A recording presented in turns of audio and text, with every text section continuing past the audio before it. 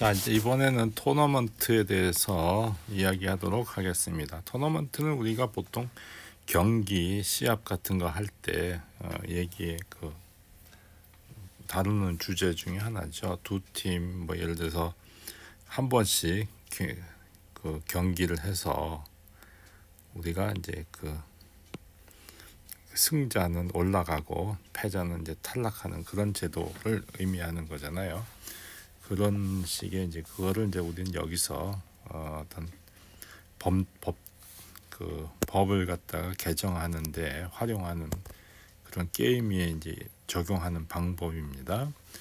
그래서 두 팀씩 이제 짝을 지어서요. 두 팀씩 짝을 지어서 이긴 팀을 정하고 그리고 이긴 팀들끼리 둘씩 짝을 지어서 다시 이긴 팀을 이제 가려내서 결승전까지 가는 어떤 방법 뭐 그런 거죠.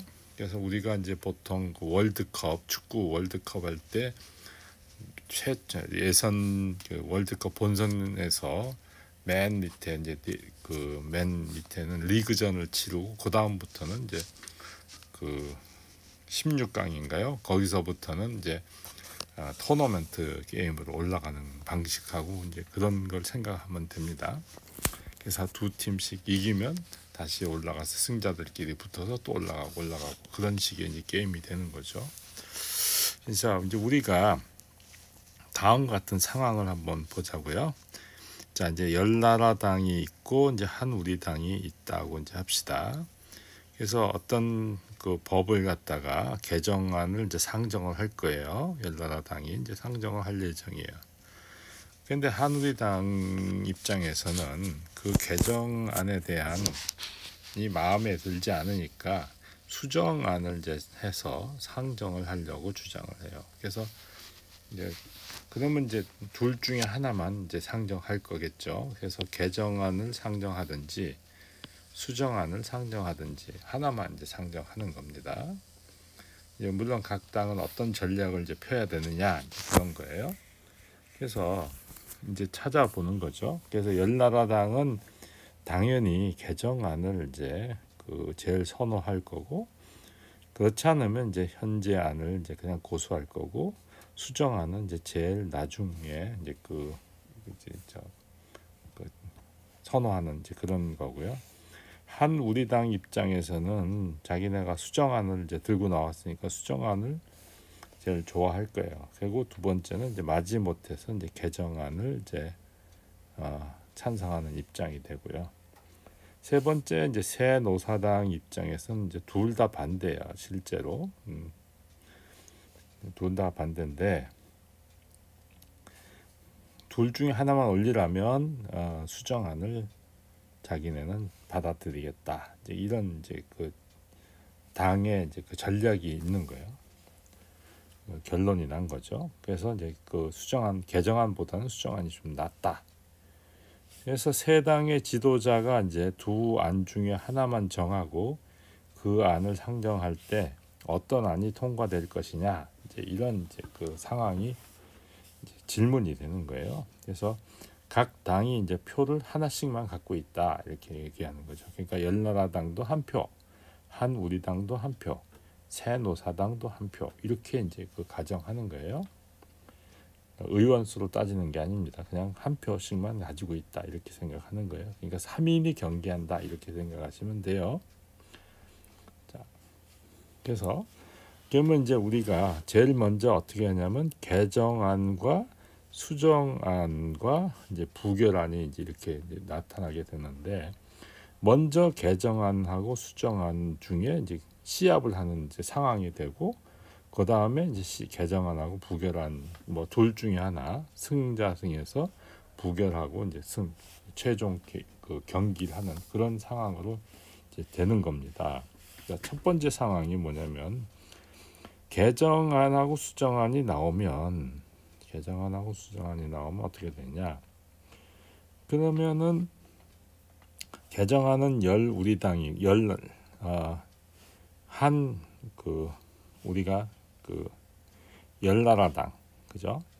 10나라당이 이제 찬성하는 원래 제시한 거니까 여기가 열나라당.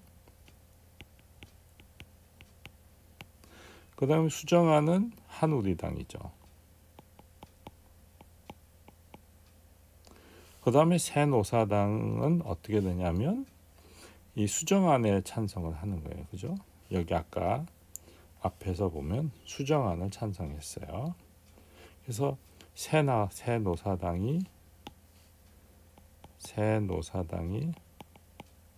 그러면 당연히 1대 2로 수정안이 올라가죠. 그래서 여기가 이제 수정안이 올라가요.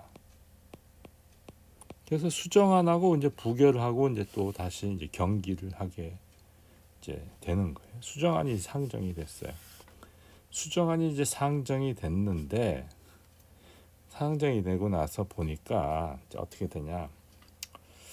그러면 수정안에 대해서 열나라당은 원래 싫어하잖아요. 원래 열나라당은 현재 안이 더 좋다고 생각하는 거예요. 그죠? 열나라당에서는 현재 안을 수정안보다 더 선호해요. 그러니까 당연히 수정안에 대해서 여기는 반대. 열나라당은 부결의 표를 하나 찍어요. 그리고 새노사당, 한우리당은 자기네가 만들었으니까 당연히 수정안에 찬성을 하죠. 그래서 한 표를 얻어요. 근데 이번에는 이제 새노사당이 어떤 걸 갖고 있느냐면 여기서 보다면 둘 다 반대. 원래는 둘 다 반대. 단지 두 개 중에서는 수정안을 찬성한다 이런 뜻이에요. 둘 다 반대지만 개정안보다는 수정안을 좋아했던 것이지 이건 원래 반대란 말이에요. 그러니까 이번에는 새노사당이 또 반대를 일으켜요. 반대. 부결에 찬성하는 거죠. 그래서 여기는 열나라당, 그 다음에 새노사당. 여기 수정안은 그냥 한우리당. 따라서 이 수정안이 상정되는 순간 다시 여기에서 보면 최종안이 어떻게 되냐면 결국은 열나라당과 새노사당이 반대를 해서 부결이 되는 그런 상황으로 가는 거예요. 그러면 이제 열나라당의 입장에서는 뭐냐면 차선책이 된 거죠. 부결을 시켰으니까. 현재 안으로 가는 거니까. 그래서 차선책이 되고요. 한우리당 입장에서는 뭐냐면 원래 개정안이 나오는 거를 저지한 효과가 있는 거죠. 수정안을 제시함으로 해서 개정안이 부결되게 만든 역할을 한 거예요. 그래서 부결을 이제 가져간 거예요. 그러니까 현재 안으로 고수한 거죠. 새노사당 입장에서는 원래 부결을 원했어요. 그러니까 원래 원하던 양식이에요. 그래서 다 어떻게 보면 속으로는 만족하는 거예요. 속으로는 그냥 뭐 잘된 것도 못된 것도 없는 거예요. 자, 이제 두 번째 상황을 좀 보자고. 그래서 한우리당에서 시뮬레이션을 시킨 거예요. 어떻게 보면 시뮬레이션 시켰어요. 예를 들어서 수정안을 내 가지고 오히려 부결로 이제 가게끔 유도한 꼴이 되는 거죠. 알고 봤더니. 그래서 이제 이번에는 전략을 이제 바꾸는 거예요. 어떻게 바꾸냐? 전략을 이제 바꿔요. 이번엔 다시. 그래서 전략을 이제 이번엔 다시 바꿔요. 이번에는 이 개정안을 지지해줘요. 차라리 한우리당이 작전을 변경해서 개정안을 지지해줘요. 그러면은 개정안이 올라가죠. 개정안이 올라가. 처음 경기에서 개정안이 통과해. 그러면은 그 안이 어떻게 되냐? 그 안이 그러면은 개정안은 원래 열나라당이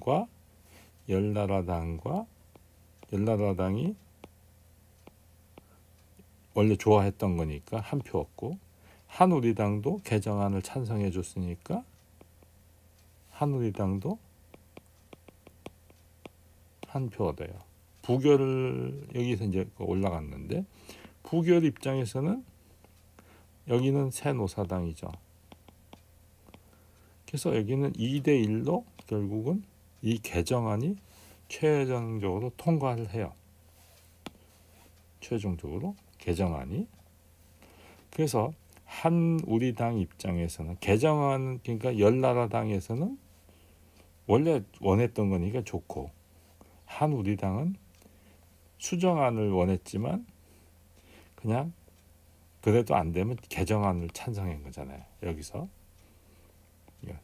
그러니까 제일 좋은 건 수정안이지만 개정안을 찬성해 준 거죠. 그래서 그냥 차선책으로 통과돼요.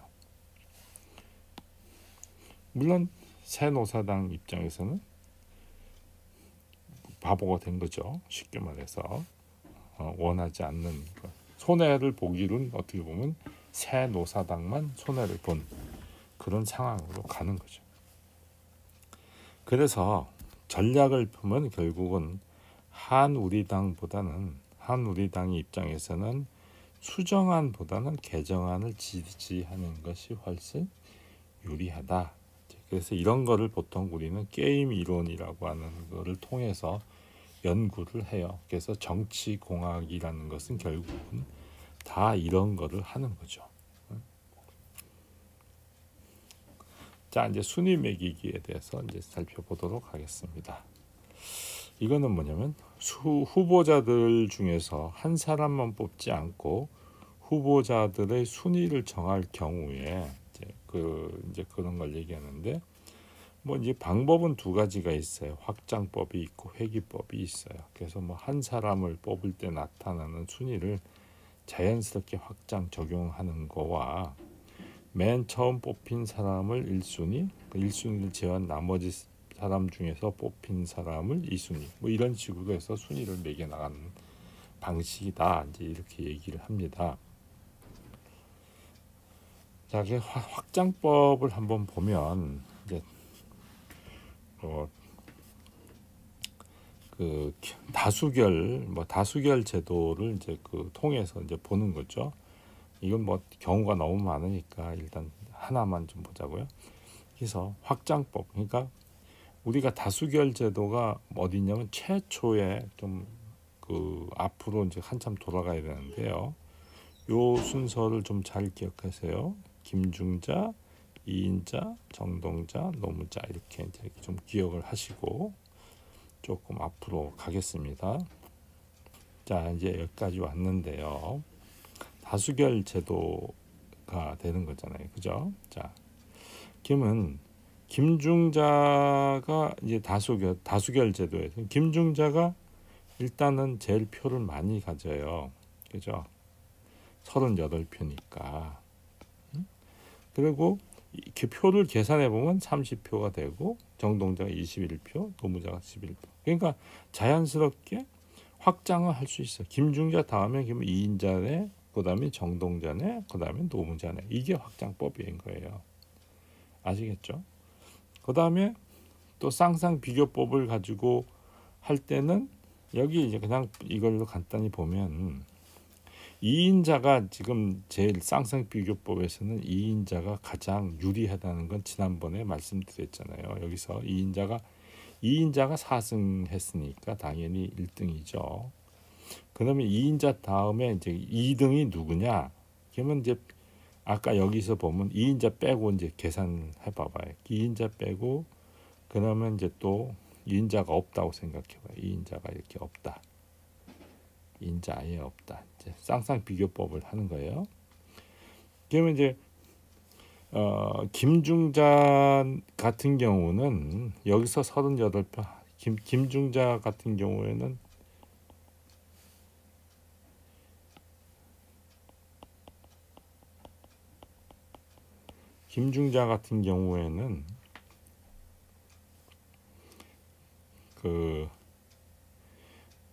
뭐냐면 김중자가 몇 번 이기나 한번 보자고요. 김중자랑 다른 사람, 예를 들어 김중자랑 노무자랑 한번 겨룰 때 보면 김중자는 한번 여기서 이기잖아요. 그죠? 1승.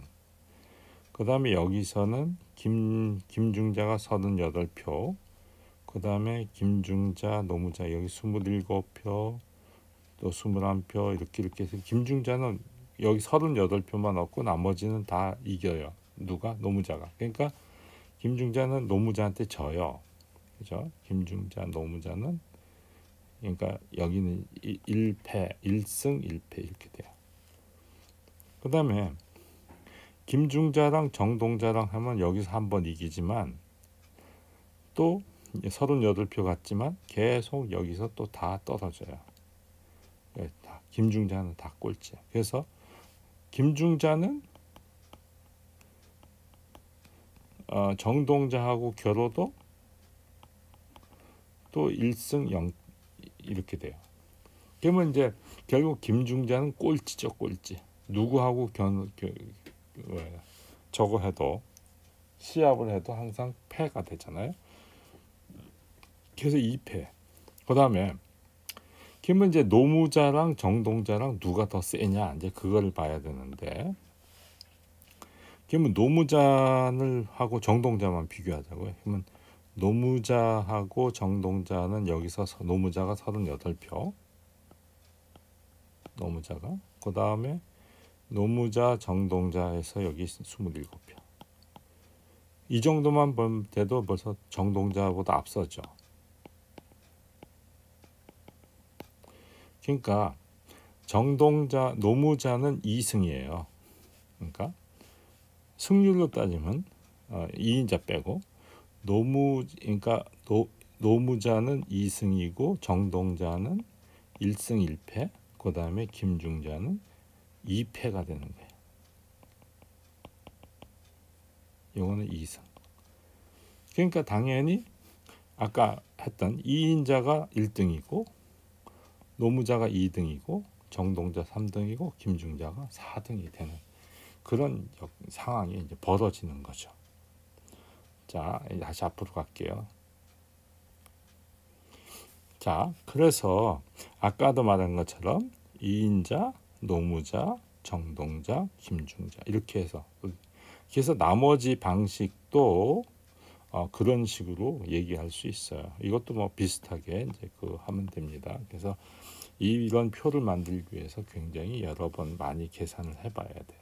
그래서 그냥 이거는 간략하게 이 정도만 얘기하고 넘어가겠습니다. 자, 이제 복수 선출법이라고 하는 것이 있는데 이것은 헤어 선출법이라고 불러요. 자, 여러 후보 중에서 2명 이상의 복수를 뽑는 경우, 2명 이상을 뽑는 거예요. 그때 이제 이걸 복수 선출법을 사용합니다. 자, 이거는 1850년 영국의 법률가 토마스 헤어라고 하는 사람이 개발을 한 거예요. 자, 어떤 거냐? N명의 유권자가 K명의 대표를 뽑으려고 할 때 당선 표수, 요걸 쿼타라고 해요. 당선 표수를 이상 받는 후보를 당선시키자고 제안하는 거예요. 그래서 K 플러스 한 명이 당선되지 않을 최소 표수인 Q를 당선 표수라고 해요. 그러니까 우리가 이제 뭐 2명을 뽑으려고 하는데 3명이 뽑히지 않을 최소 당 표수가 있어야 되겠죠. 그래서 공식이 있어요. 공식이 어떤 식이냐면 K 플러스 1분의 K, 그 다음에 이 곽가로는 뭐냐면 가우스 기호예요. 그러니까 요 수를 넘지 않는 최대 자연수, 그런 거죠. 가우스 기호 이거예요. X 이건 가우스 기호예요.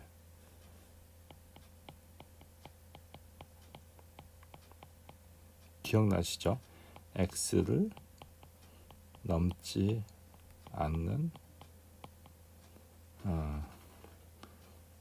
최대 자연수인가?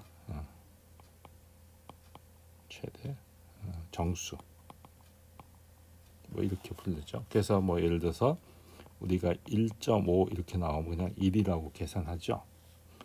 뭐 2.1 이러면 이거는 2 이렇게 계산하고 뭐 그런 거 기억나시죠? 그런 그래서 거기다 플러스 한 명을 보내면 돼요. 당선 표수 내는 공식이 이래요. 그러면 한번 봅시다. 자, 100명의 유권자가 있어요. 2명을 뽑는데요. 그러니까 여기 K가 2에 해당하는 거예요. 자, 그러니까 예를 들어서 100을 2명을 뽑으니까 그래서 어떻게 되냐면 33표로 당선된다면 만약 33표로 당선되면 33 곱하기 3 하면 99가 돼서 3명이 뽑힐 수 있죠. 그러면 3명이 뽑힐 수가 있어요. 33, 33, 33. 3명 모두 33표를 얻으면 3명이 뽑히잖아요. 그러면은 안 되잖아요. 2명 뽑아야 되는데. 그래서 당선 표수를 33이라고 하는 것이 당선 표수가 될 수가 없어요. 즉 34표가 돼야지 되죠. 그러면 34표가 되면 적어도 3명이 뽑힐 일은 없죠. 왜? 34, 34, 34 하면 102명이 되잖아요. 그러니까 2명이 모자라죠. 100명인데. 그래서 34가 당선 표수가 되는 거예요. 그래서 우리는 이제 어떻게 계산하냐면 아까도 말한 것처럼 선출자 한 명일 때는 어떻게 한다고요? 선출자가 한 명일 때는 자, 요 K에다가 요게 K예요. 요게 N이고 그러니까 K 플러스 1 그러니까 2분의 100 괄가로 그 다음에 더하기 1 그러면 50 더하기 1이니까 51이 나오죠. 그래서 여기 51이 나온 거예요. 자, K가 2일 때는 여기가 3이 되죠. 3. 그러면 여기 33.333 하니까 33이 되죠. 그래서 계산하면 34가 나오죠. 그래서 34. 3일 때는 여기가 나누면 다시 4가 되니까 그때는 25가 되죠. 그러면 26이 표가 나오죠. 그래서 26이 나오고 그런 식으로 계산할 수 있어요. 그러니까 여러분들이 뭐만 잘 기억하면 된다고요? 요 공식을 잘 기억하시면 돼요. 그러니까 헤어식 선출에서 n명의 유권자가 k명의 대표를 뽑을 때 당선되지 않을 즉 당선 표수를 Q라고 할 때 그 Q를 구하는 식은 바로 요거다. 그걸 잘 기억해 주시기 바래요.